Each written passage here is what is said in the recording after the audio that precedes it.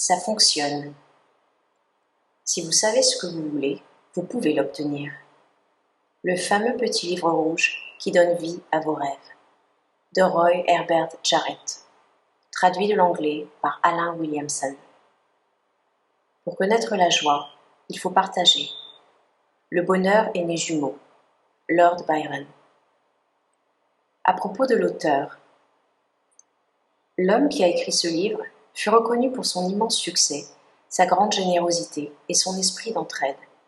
Il a toujours attribué ses accomplissements, sa maîtrise des circonstances, sa richesse et sa facilité à se faire des amis au travail silencieux de la puissante et simple vérité qu'il nous présente dans ce livre.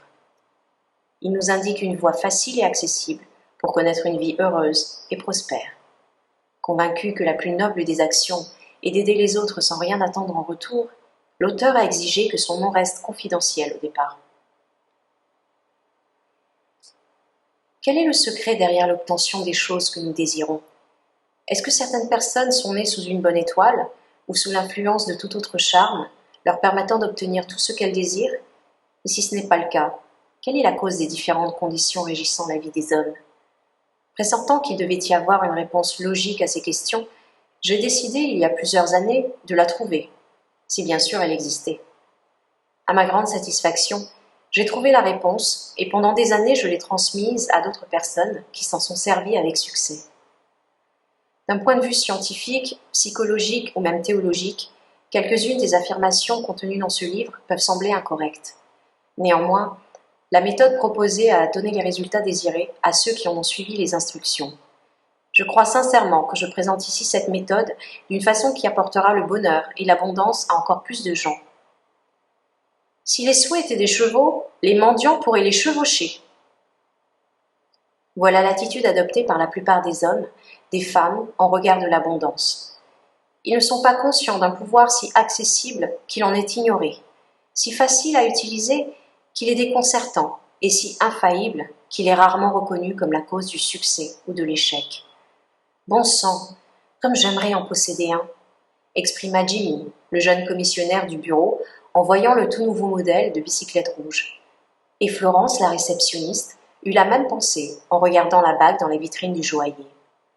Tandis que le bon vieux Jones, le comptable, durant une promenade du dimanche, a dû répondre à sa femme. « Oui, chérie, ce serait bien d'avoir une maison comme celle-ci, mais c'est impossible. Nous devons continuer à louer un appartement. » Landem, le représentant, se plaint de faire tout le boulot sans recevoir une juste part des revenus, et menace de quitter un jour son emploi et d'en trouver un autre plus payant, alors que M. Bandham, le président de l'entreprise, dans son sanctuaire privé, tempeste contre ses crises annuelles de fièvre des foins. À la maison, ce n'est guère mieux. Hier soir, un père constate que sa fille Mabel se dirige droit vers un désastre. Et aujourd'hui, les différents problèmes quotidiens d'une mère atteignent leurs limites lorsqu'elle s'exclame. « Il ne manquait plus que ça. L'enseignant de mon fils veut me voir cet après-midi. Ses notes sont affreuses, je le sais bien, mais je suis en retard pour mon bridge. Elle va devoir attendre à demain. » Ainsi va le flot perpétuel de lamentations comme celle-là. Elles sont exprimées par des millions de personnes de toutes classes sociales, qui ne prennent jamais le temps de penser à ce qu'elles veulent vraiment et qui obtiennent exactement ce qu'elles attirent. Si vous êtes l'une de ces millions de personnes qui espèrent sans savoir comment penser et qui aimeraient changer leurs conditions actuelles, vous pouvez y arriver. Vous devez d'abord savoir ce que vous voulez. Ce n'est pas une tâche banale. Si vous parvenez à entraîner votre esprit objectif, celui que vous utilisez tous les jours, à choisir définitivement et exactement les choses ou les conditions que vous souhaitez, vous aurez fait votre premier grand pas dans la matérialisation de vos désirs. La matérialisation de ce que vous désirez n'est pas plus mystérieuse ou incertaine que les ondes radio qui vous entourent. Sélectionnez correctement une station et vous obtenez un résultat parfait. Mais pour y parvenir, il est bien sûr nécessaire de connaître l'équipement de votre poste de radio et son fonctionnement. Vous possédez en vous un étonnant pouvoir, fébrile et prêt à vous servir. Un pouvoir capable de vous donner tout ce que vous désirez avec détermination. Thomson J. Hudson, auteur du livre Psychic Phenomena, décrit ce pouvoir comme étant notre esprit subconscient. D'autres auteurs reconnus utilisent des mots et des termes différents pour le décrire, mais tous s'entendent pour affirmer qu'il est omnipuissant. C'est la raison pour laquelle je nomme ce pouvoir Emmanuel, Dieu en nous.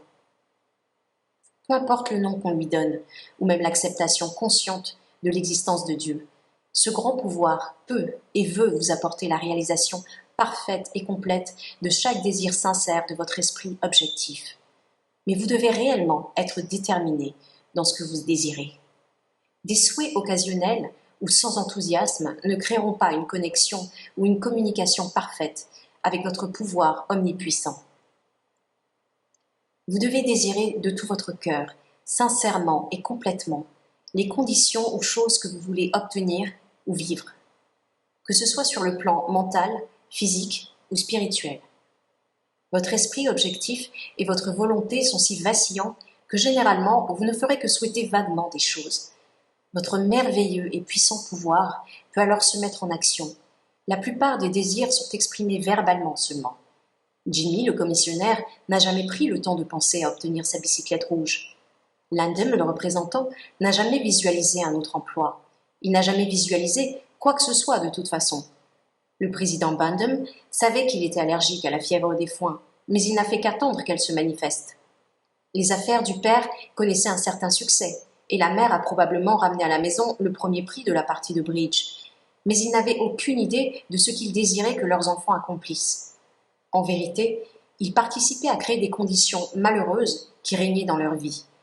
Si vous êtes sérieux et déterminé dans votre désir de changer les conditions actuelles de votre vie, voici une méthode concise, précise et infaillible. Je vous en dévoile les règles et vous fournis des explications accompagnées de suggestions. La méthode. Sur une feuille de papier, écrivez par ordre d'importance pour vous les choses et les conditions de vie que vous voulez vraiment. N'ayez pas peur de trop vouloir de choses. Allez à la limite de vos désirs. Modifiez la liste quotidiennement, en ajoutant ou en retirant des détails, jusqu'à ce que vous sentiez qu'elle est parfaite. Ne vous laissez pas décourager par les nombreux changements que vous apporterez. C'est naturel, il y en aura toujours, selon les accomplissements et l'accroissement des désirs. Les 3 règles positives de l'accomplissement. Premièrement, lisez la liste de vos désirs 3 fois par jour, le matin, le midi et le soir. Deuxièmement, pensez le plus souvent possible à ce que vous désirez. Et troisièmement, ne parlez à personne de votre liste et de vos désirs, sauf au grand pouvoir en vous, qui dévoilera votre esprit objectif la façon d'accomplir vos désirs. Il est évident que vous ne pourrez acquérir une confiance et une foi inébranlable dès le début. Selon le raisonnement logique, certains de vos désirs peuvent sembler effectivement inatteignables. Néanmoins, inscrivez-les sur votre liste selon leur importance pour vous. Vous n'avez pas besoin de savoir de quelle façon votre pouvoir réalisera vos désirs. Cherchez à savoir comment cette réalisation surviendra, et aussi futile et inutile que d'essayer de comprendre pourquoi un grain de maïs déposé dans un sol fertile se développera en une longue tige verte qui s'épanouira et produira un épi de maïs, renfermant à lui seul des dizaines de grains possédant en eux le même pouvoir de reproduction. Si vous utilisez cette méthode précise, et si vous vous appliquez à suivre ces 3 étapes simples, la manifestation de vos désirs s'accomplira aussi mystérieusement que le développement de l'épi de maïs au bout de la tige, et la plupart du temps, beaucoup plus rapidement que vous ne l'auriez d'abord cru. Lorsque de nouveaux désirs naissent en vous, et que vous ressentez qu'ils méritent une position dans les premiers rangs de votre liste, vous pouvez être assuré que vous progressez correctement. Retirer de votre liste des désirs que vous aviez d'abord nourris est une autre indication certaine de votre progrès. Il est normal d'être sceptique et d'avoir des doutes, des remises en question et des interrogations. Et lorsque de telles pensées surgissent en vous, reprenez votre liste et relisez-la. Si vous l'avez mémorisée, alors parlez de vos désirs à votre être intérieur jusqu'à ce que les doutes qui interféraient dans votre progression disparaissent. Souvenez-vous, rien ne peut vous empêcher d'obtenir ce que vous désirez avec sincérité et détermination. D'autres possèdent déjà ce que vous désirez. Pourquoi pas vous ? Le pouvoir omnipuissant en vous n'a rien à faire de la controverse et de l'argumentation. Il est prêt et il désire vous servir dès que vous le voulez. Toutefois, votre esprit objectif est si influençable et perméable à la suggestion qu'il est pratiquement impossible de progresser lorsque vous êtes entouré de gens sceptiques. Ainsi, Choisissez avec précaution vos amis. Associez-vous à des gens qui possèdent déjà des éléments de votre liste de désirs, mais ne discutez pas de votre méthode de matérialisation avec eux. Vous pouvez inscrire sur votre liste de désirs des choses comme l'argent, une maison, une auto, ou quoi que ce soit d'autre, mais ne vous arrêtez pas là. Soyez plus précis.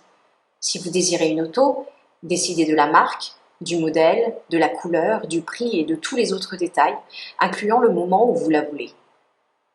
Si vous désirez une maison, planifiez-en la structure, les revêtements, l'ameublement. Décidez aussi du lieu, du prix de la maison. Si c'est de l'argent que vous désirez, inscrivez le montant.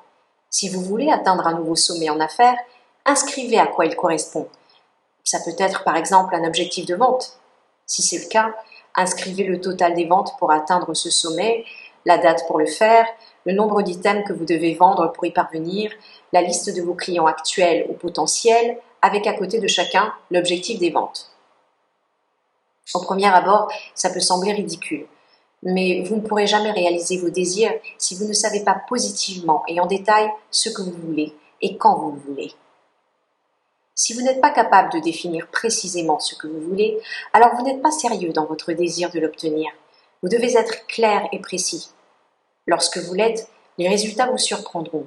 Vous aurez peine à y croire. Un vieil ennemi naturel refera inévitablement surface lorsque vous assisterez à votre première matérialisation d'un désir. Cet ennemi est le discrédit, qui se manifestera par des pensées comme « c'est impossible, ça devait sans doute arriver de toute façon, quelle remarquable coïncidence !» Lorsque de telles pensées surgissent, remerciez votre pouvoir omnipuissant et reconnaissez son action.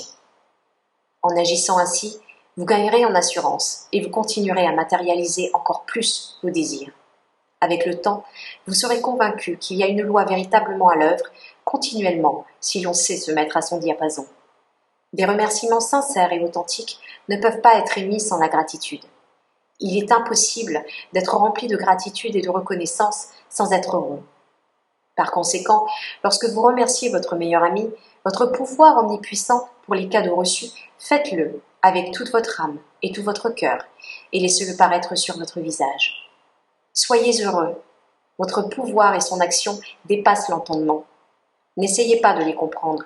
Contentez-vous d'accepter leur réalisation avec gratitude, bonheur et une foi renforcée. Avertissement. Il est possible de vouloir et d'obtenir ce qui vous rendrait malheureux, ce qui briserait le bonheur des autres, ce qui causerait la maladie et la mort, ce qui vous priverait d'une vie éternelle. Vous pouvez avoir tout ce que vous voulez, mais vous devez accepter tout ce qui vient avec cela. En planifiant vos désirs, assurez-vous d'inscrire uniquement ce qui sera pour votre plus grand bien et pour celui de vos semblables, pavant ainsi la voie à un espoir meilleur, au-delà de la compréhension limitée de l'être humain. Cette façon de sécuriser vos désirs vaut pour tout ce que vous êtes capable de désirer. Comme la gamme des désirs peut être vaste, il est suggéré d'inscrire d'abord sur votre liste les choses avec lesquelles vous êtes déjà familier, comme par exemple une somme d'argent ou des biens matériels. De tels désirs sont plus faciles et plus rapides à réaliser que la libération d'habitudes ancrées, le bien-être des autres ou la guérison de maladies physiques ou mentales.